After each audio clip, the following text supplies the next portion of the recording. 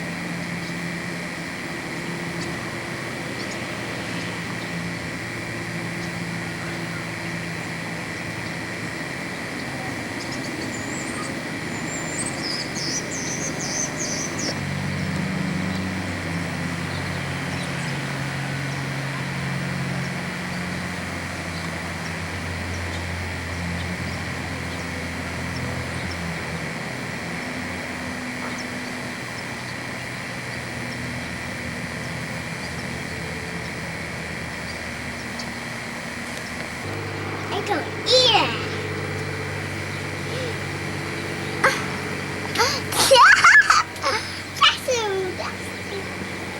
Don't climb too far, Jesse.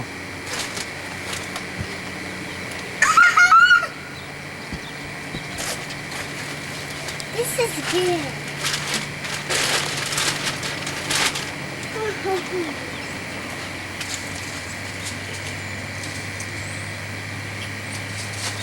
No, let's go downstairs. No, please. No.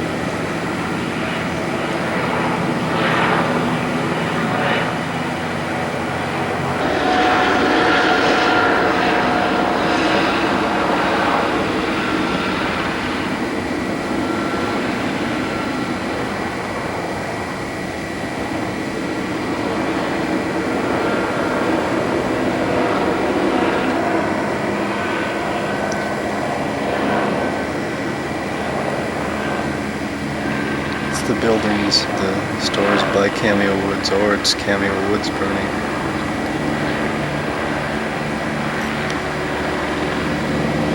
Can't tell exactly what it is, but it's that corner.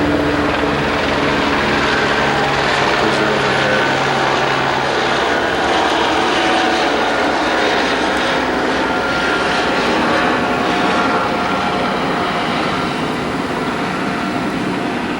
This visibility will discourage that activity from continuing. And the commanding general of the California National Guard, General Thrasher. Thank you, Mayor. It's been mentioned we have 2,000 Guard members mobilized, another 2,000 mobilized for reporting tomorrow, an additional request for 2,000, and has been stated we're going to make a determination on whether the logistics and personnel required in the time frame requested by both branches of the law enforcement here can be met. If that cannot, then we will then attempt to get additional resources. The key being time in order to meet the needs of the law enforcement, both the county and the city. Thank you. Thank you. We'll be glad to take your questions. When will you decide on federal troops? When will you make that decision on federal troops? I mean, how long is the timeline here? We will make the determination based on our ability to transport, to mobilize and transport the Guard. If we can't do that, and we need to know that very quickly, then we will make the request for the federal assistance. Let me add that in order that there not be any lag time between the time we now call upon them and the time we need them, the notice has been made to Washington so that they are on the alert in anticipation we may have to call on them. I hope we don't, but if we have to call on them, and we'll make that determination as we find out how many troops can be sent here from California. If we need them from Washington, if we need that help, we'll be able to make that call. So do you have a time frame that you're working in, say by the end of tomorrow? Yes, as soon as possible. Governor,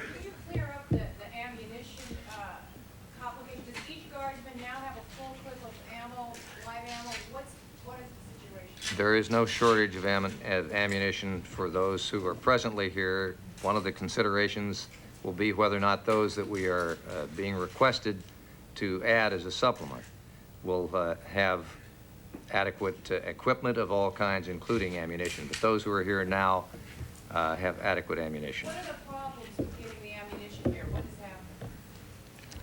The problem was that the ammunition came from Camp Roberts, and it was slow in coming.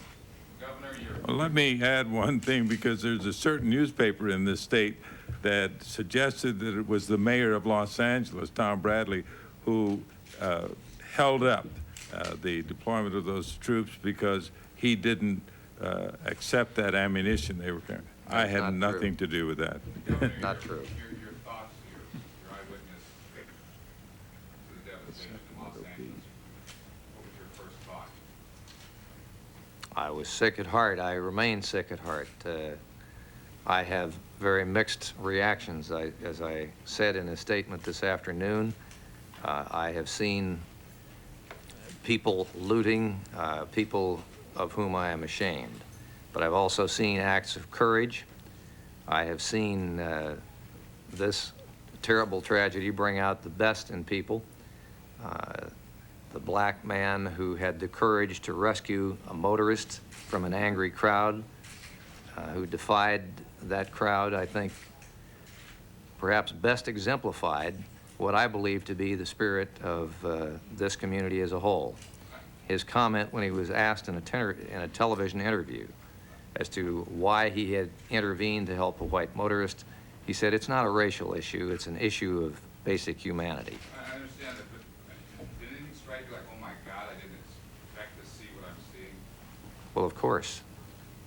When do you expect to get these 6,000 troops on the street? If your question is, what is our goal, the time frame to have them on the street or have them in the city and ready for deployment, consistent with the priorities being tasked by the sheriff and the chief, is by noon tomorrow. Is there any sign that the curfew is working? I'm sorry? Is there any sign that the curfew is working, that perhaps Yes. it's beginning to get hold? Could you be a little more specific about that? I think that the evidence that the curfew is working arises from the fact that there have been several hundred arrests made, that as we just took an aerial tour, the number of people visible, both in automobiles traveling the freeways and the surface streets, and it was fewer than I have ever seen at any hour of the day, by quite a lot. The number of people visible on the streets, there are a handful, very, very few. But I think the best thing that we can say is that for the curfew to work, there have to be the resources available. There has to be the manpower. Chief, can you respond to that question? Issue with regards to the guardsmen discharging Do I their respond to weapons that? using The deadly curfew? force? What kind of orders have you issued to the guardsmen with regards to discharging their weapons using deadly force? They will return fire. They will protect themselves. They will protect innocent bystanders. They will protect citizens. They will not, obviously, they will not engage in a firefight unless they have been provoked by being fired upon, or unless there is, in fact, a threat to an innocent citizen. Chief Gates, could you please answer the curfew question? I wonder if the chief could tell us, in numbers perhaps, or in other forms of measurement, how the curfew is working.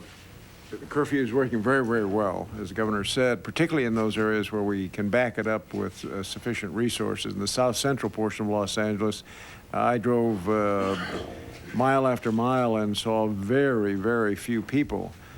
Going out into the west side, Vermont and Western, Wilshire, Sunset, Hollywood Boulevard, I saw a lot of people. Simply because we were not able to back up the curfew and drive them off the street. They were there, and they felt they could be there, and we wouldn't touch them because we didn't have the resources. But it is working in the south central portion of Los Angeles. As a matter of fact, I'm looking at South Central as being very, very good at this particular moment. It's calm. I've seen more police officers. We do have some of the National Guard there. And while some fires are still burning and we still have some problems, it's a much better condition than it was yesterday. Chief, you said this thing flared up more quickly than you expected, and certainly more quickly than 1965. Do you think, are you hoping now that it might die down more quickly? Well, I certainly am. I hope that I'm forever hopeful. And my hope was that today we would have it under control. My hope is that tomorrow we will have it under control. Took 5 days for us to do that in 1965, and if we can do it by tomorrow, it's only taken us 3. And this is a much more dramatic in terms of its impact on the city, property damage, number of fires. Much more dramatic. The number of stores looted. So if we can do it in 3 days, we will have accomplished a great deal. Chief, how many arrests have been made? Chief, how many arrests have been made? We have made about 400 in the city. I don't know how many have been made. We have made 388, so close to 800 arrests made. Have you been making all the arrests you want to make, or are you unable to make the arrests that you want to make? We would like to make many more arrests. It's troubled us greatly to see people coming out of these stores and not making those arrests when they have committed a burglary. And we want to make those arrests. We want to make some curfew arrests, but we have not been able to do that. And if we have the space in the local hotel and block hotel, and we have the capacity to provide the enforcement effort with the National Guard taking care of the containment, we will then up the ante of arrests substantially. Mr. Mayor, it sounds as if you were anticipating that the situation with the curfew at least would last through the weekend. With that in mind, can you tell people that you think we made it through the worst of this or not? As you may know, the curfew was authorized for 1 day, and tomorrow morning we make the assessment. In fact, we'll probably do it before then. I'll issue a new order to extend the curfew. But you used the phrase through a long weekend before Governor Wilson did. Are you anticipating that this will last through the weekend? So are you asking the governor the question? Well, I'm asking you whether you think this is going to last through the I want it to be over yesterday, and I have no way of knowing how quickly we can gain control of this situation. Governor, when this is over, when we get beyond this, what sort of state aid will be available, if any, to these shop owners? We will work with the federal government to see that those who are the victims through arson and through other means of destroying their property, to see that they are available, that they have available to them the range of programs that are presently available under federal law through the Small Business Administration. And that is all that I can tell you now. But let me return to the question that was asked of the mayor. I think the mayor has made it clear. I think all of us have made it clear. We intend to do whatever is necessary to assure the public safety. Yes, I did say through a long weekend, and as with the others, it would be my hope that this will end as abruptly as it began, but we do not take that for granted. What you can take for granted is that we are going to do whatever is required, however long it takes, with whatever resources are required to see to it that public safety is assured. Governor Wilson, there have been a lot of questions asked, and I, in fact, witnessed some of it where the National Guard was waiting to be deployed for up to an hour, sitting in a parking lot where looting was going on, 2 different directions at the same time, one at our magazine store, one down the street. Many questions as to why they didn't go into action. Well, Linda, I think, first of all, you have to understand that the arrests are going to be made by professional law enforcement officers of the Los Angeles Police Department or the Sheriff's Office. The guardsman's role is to assist them by securing the premises once they have made arrests. But if you're asking why they were not deployed, which I understood to be your question, as I understand it, there is a joint activity that is tasking the members of the Guard. That is under the control of the chief and the sheriff. They determine the priorities as to where the guardsmen are most needed. The missions result from that tasking.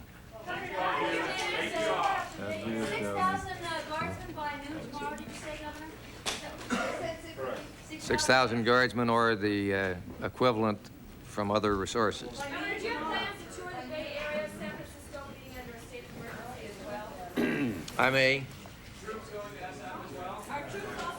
Well, clearly the governor and Mayor Bradley, Chief Gates, and Sheriff Block have said, I mean, their mandate is that they are going to do whatever is necessary, and that is obviously open to interpretation, but it seems quite clear that they are going to do what they have to do to restore peace in the city and protect the citizens. And I guess now all we can do is wait and see what happens. Hal? Okay, Marta, thanks for that report from the City Hall. It is possible that many of us will wake up tomorrow, look out the windows, and see streets patrolled by National Guardsmen, or the possibility even exists by the United States Army. This will conclude Channel 5 News coverage of the day's events, the crisis, the tragedy here in Los Angeles. We will continue with our morning news at 7 a.m. and depending upon the circumstances as they exist tomorrow, we will continue our coverage of the crisis here in the city of Los Angeles, and of course have a complete coverage for you on News at 10 tomorrow night. We will be on all day if necessary, and all night if necessary, should the situation warrant. We leave you with hopes for a safe night tonight and a safe and tranquil day tomorrow. For Jan Carl, for Larry McCormick, for the entire Channel 5 News team, I'm Hal Fishman. Good night.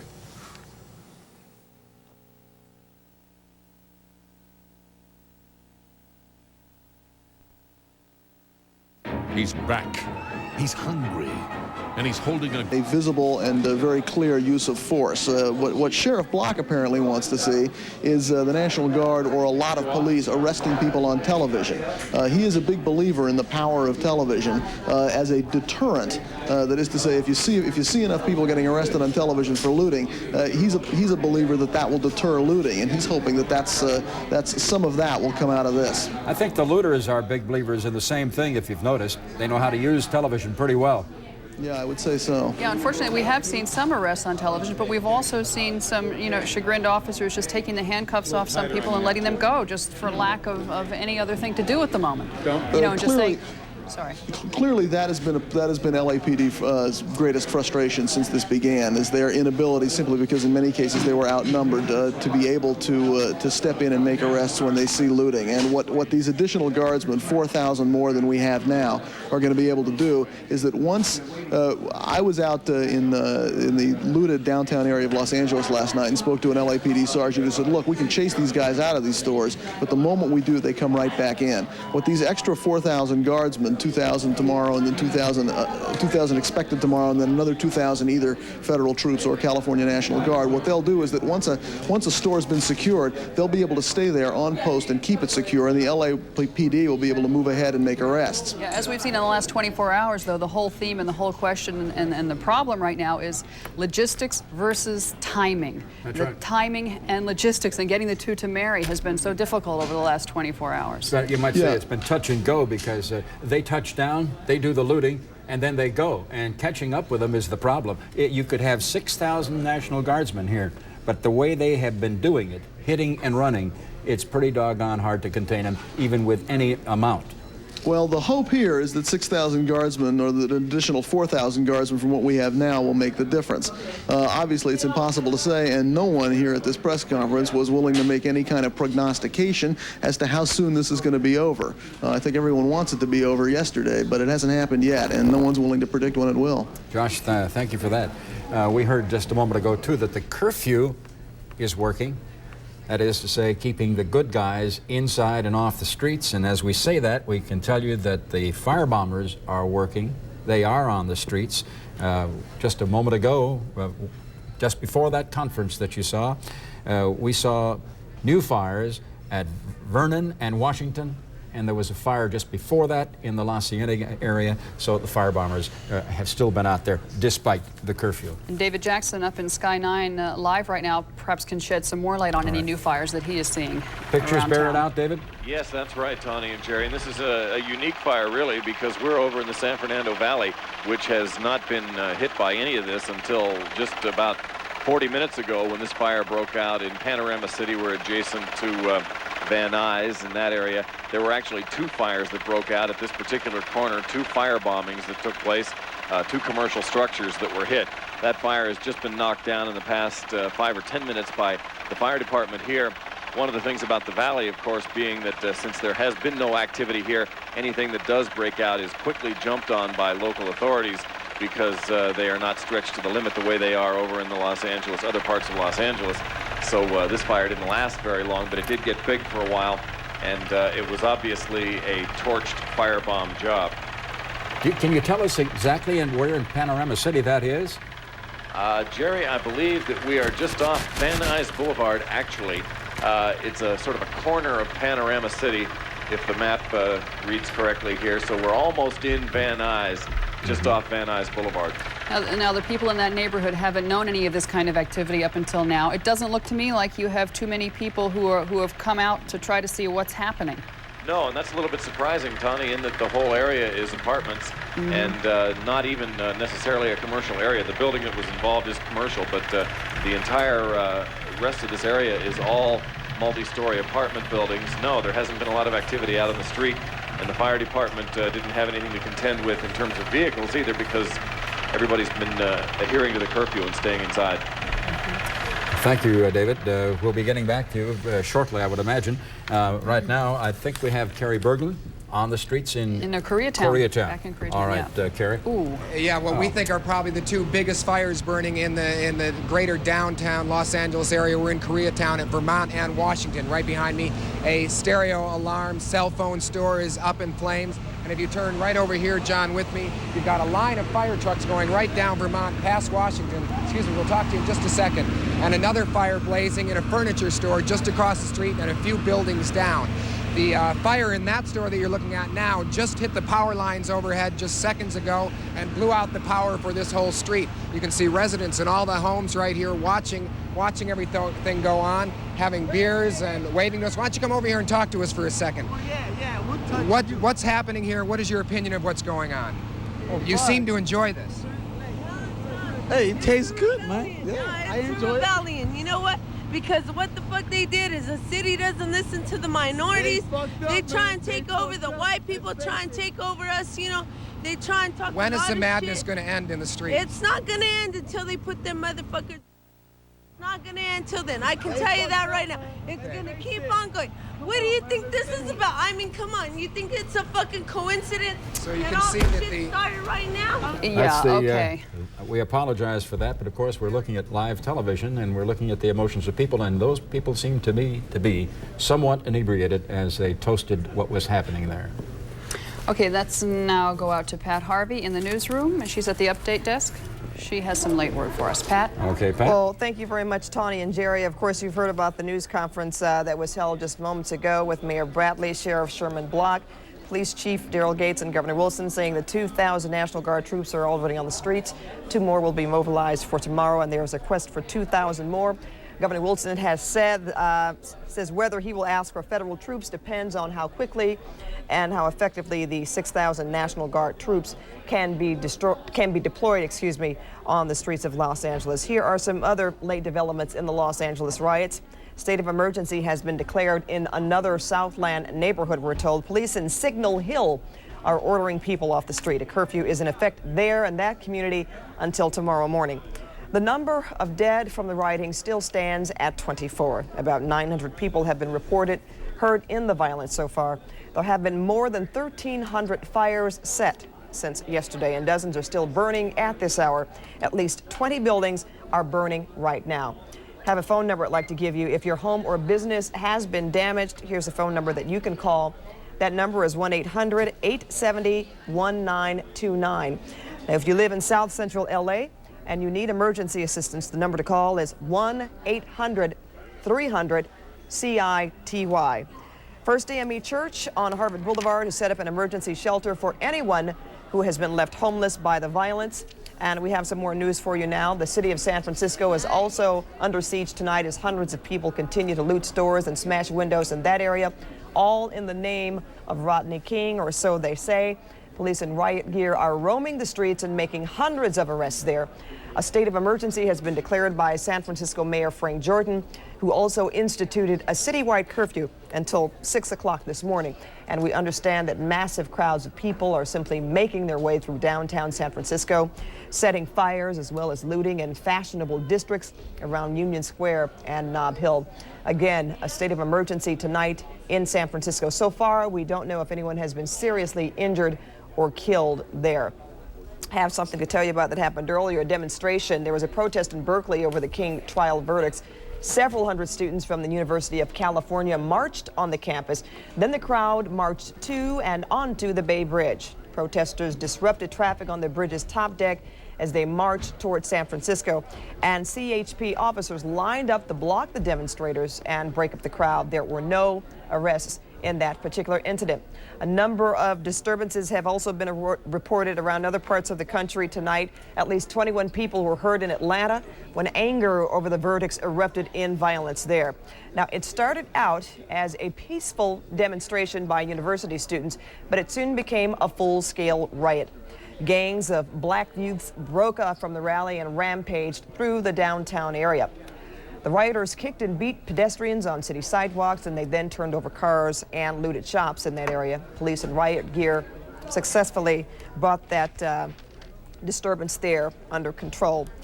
Tonight, most Los Angelenos are at home watching the war in the streets from their homes, and they're hoping and praying for the best there. But for the past 24 hours, the information that you have received has come from reporters trying to capture the chaos. We have one such report from our Matt Stevens. Are we ready to go to that now? We do not have that report at this time. So at that's it. That's the latest from the update desk, and we now go back to Jerry and Tani.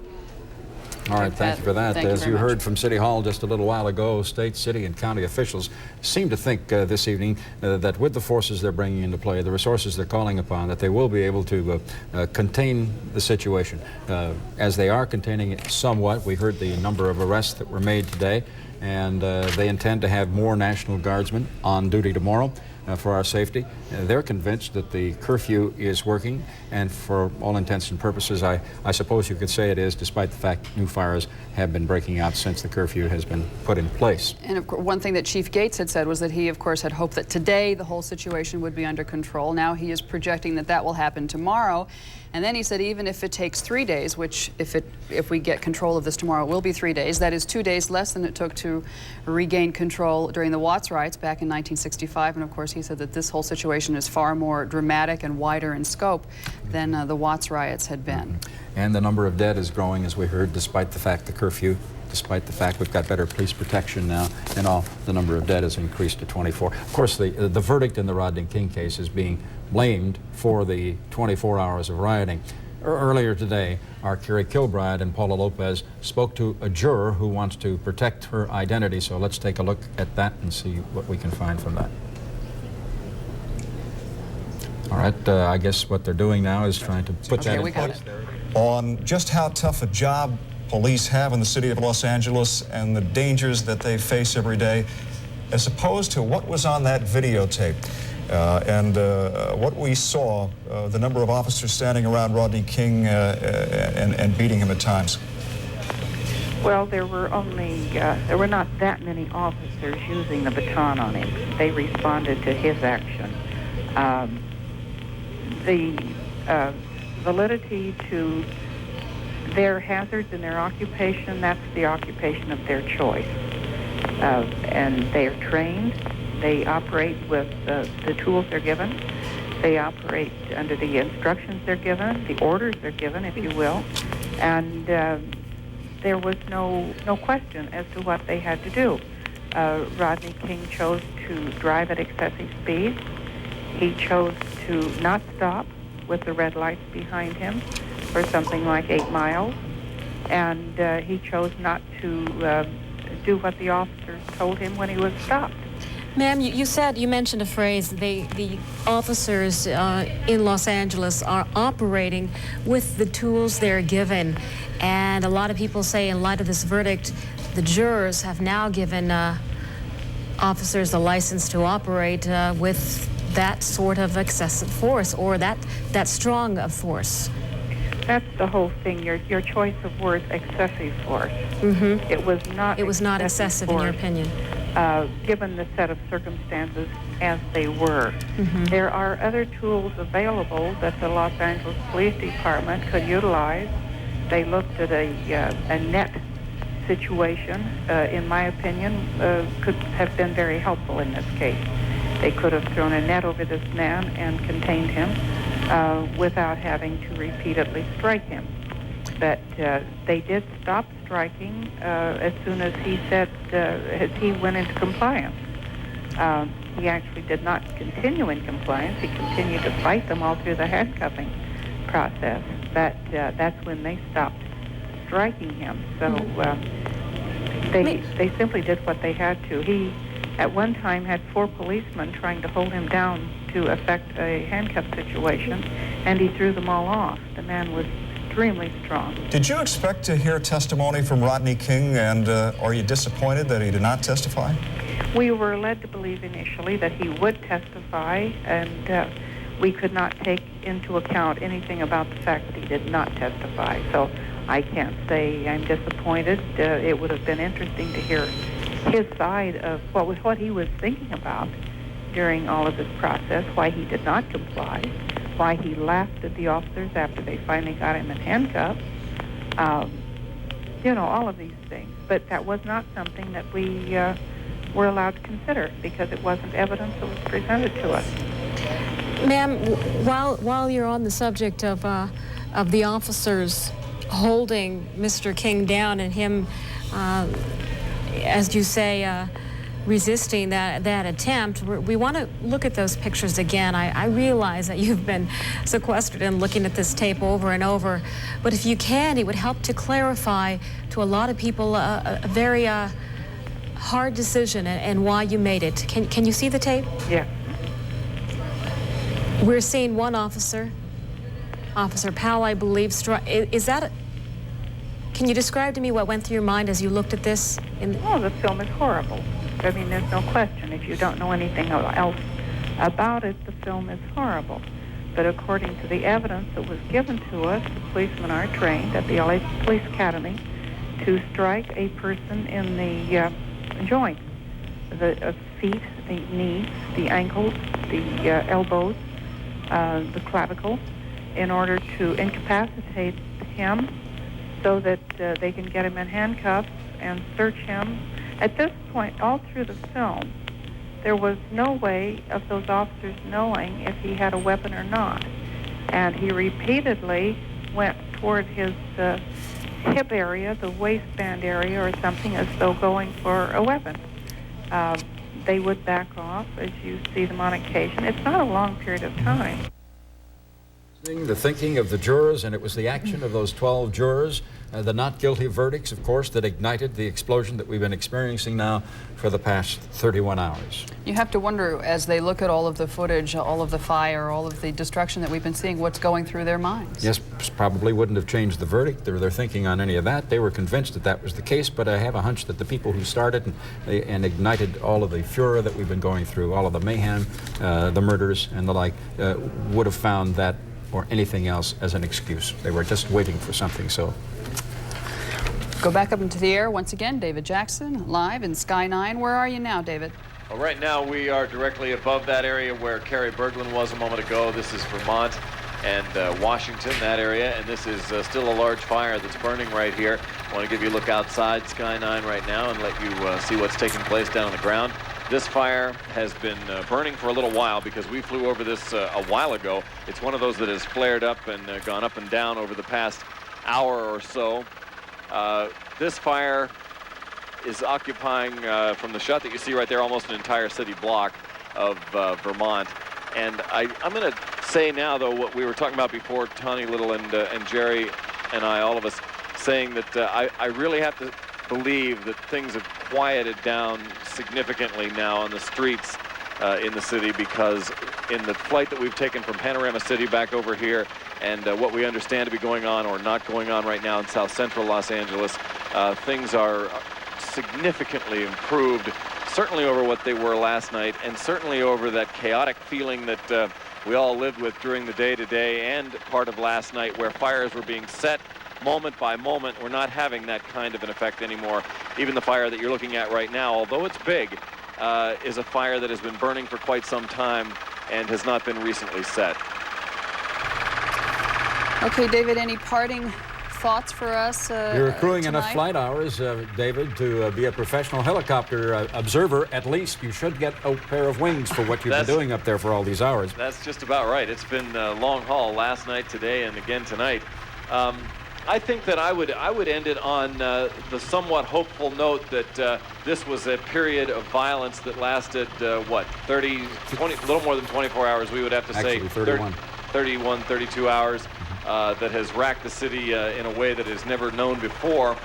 And we certainly hope will never be known again, and perhaps will not continue throughout the weekend as some people had predicted. And we can only keep our fingers crossed that that seems to be the case.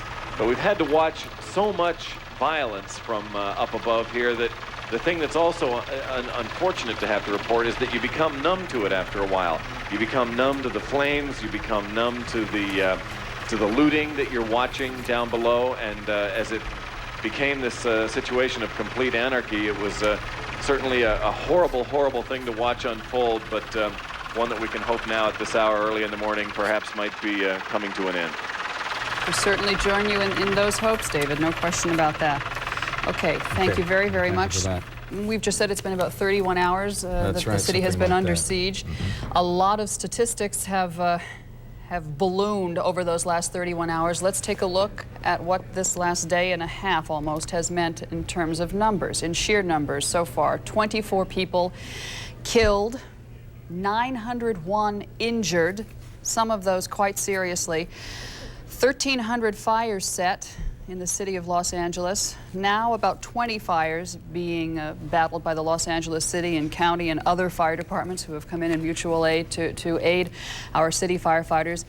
Well, that arrest figure is accurate only for Los Angeles City. If you add in the people arrested in LA County, according to Sheriff Block, it's over 300. We've got about 700 or 800 people arrested so far in these last 31 hours. Most of those this evening and during this afternoon. That's correct. Before we move on, an interesting comparison for you. Ask yourself if these pictures look familiar. The top portion of your screen is Los Angeles tonight. The bottom portion is Kuwait 1 year ago. Amazing how much war zones look alike. And as a matter of fact, we thought we had our hands full in covering Desert Storm. Of course we did. But that was there 9,000 or more miles away, and this is here in our own backyard, and of course the comparison speaks and screams at you right out loud. As we leave you here this evening, we want to tell you that during the night there will be people on duty here to bring you breaking events if they occur.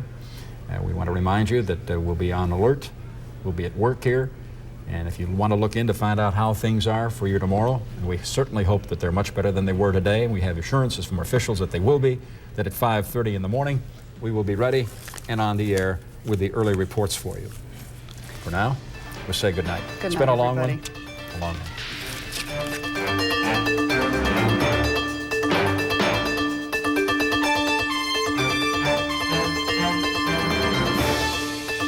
This has been a special report from 9 News. We now join our regular program schedule. This is a 9 News special report. Good morning, everyone. It's now 5:30 on this Friday, May the 1st. I'm Paula Lopez, and welcome to this 9 News special report on the riots in Los Angeles. After 2 days of rioting here in Los Angeles, there is a bit of optimism at this hour. The violence and fires appear to be tapering off. With the dusk to dawn curfew just about to be lifted, here is the latest that we now know. At 5:30, there are at least 29 people reported dead. Numbers, of course, are still coming in. Some reports are as high as 31. We will check on that and have the latest on that for you. Hospitals are tapped out at this hour with more than 900 people reported injured. Officials say more than 800 people have now been arrested. Crimes range from felonies to misdemeanors. And although fires continue to burn, firefighters say the activity appears to be dwindling. Nearly 2,100 structure fires have been reported since the rioting started Wednesday night.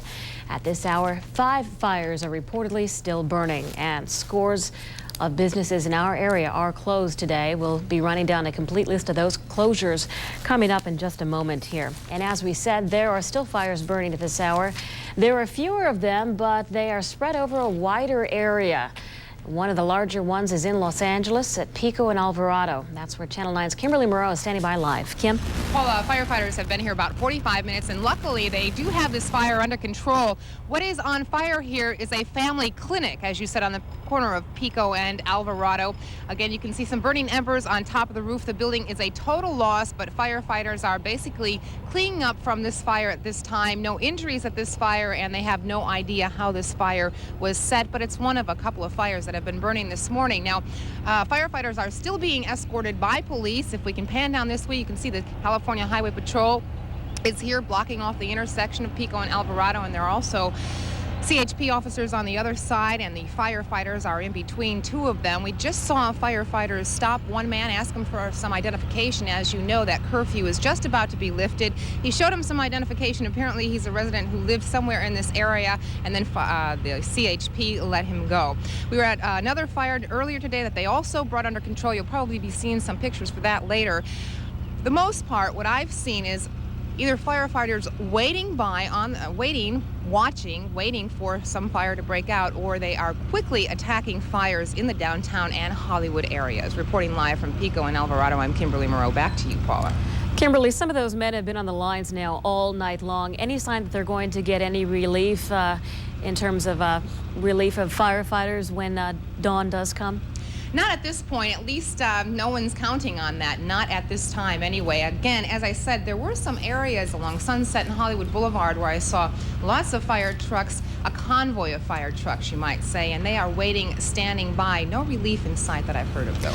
Kimberly, do the firefighters that you see there have any protection around them? Are police around protecting them from the looters and marauders?